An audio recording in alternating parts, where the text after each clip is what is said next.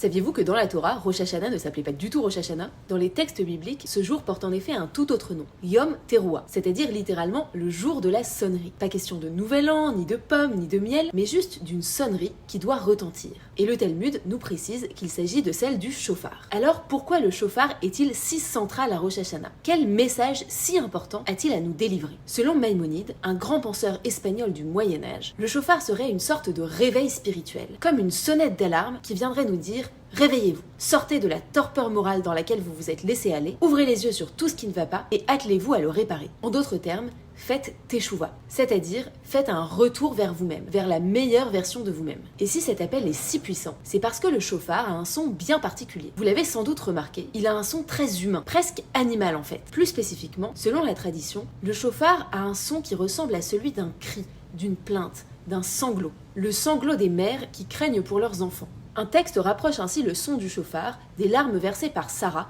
lorsqu'elle apprit qu'Abraham avait été prêt à sacrifier leur fils Isaac. Mais plus surprenant, un passage du Talmud associe au shofar les larmes d'une autre mère, celle d'un certain Sisera. Et pourquoi je dis que c'est plus surprenant? Parce que ce Sisera était un ennemi, et pas n'importe quel ennemi, un cruel oppresseur d'Israël. Il finit tué par la courageuse Yaël, ça nous est raconté dans le livre des Juges, et la suite du récit évoque les larmes de sa mère. Mais devrions-nous prêter attention aux larmes versées par la mère de notre ennemi? Eh bien justement oui, nous dit le Talmud. Le shofar serait même précisément une invitation à cela, à prêter attention aux larmes de la mère d'un adversaire. Comme pour nous dire qu'à Rosh Hashanah, la souffrance sur laquelle on doit ouvrir les yeux est universelle. Ce sont toutes les brisures de notre monde que l'on doit chercher à réparer, les larmes de toutes les mères que nous devons chercher à faire sécher. Alors Shana Tova à toutes et à tous, et puissions-nous tous contribuer par nos actions à cette réparation, à cet apaisement dont nous avons tant besoin.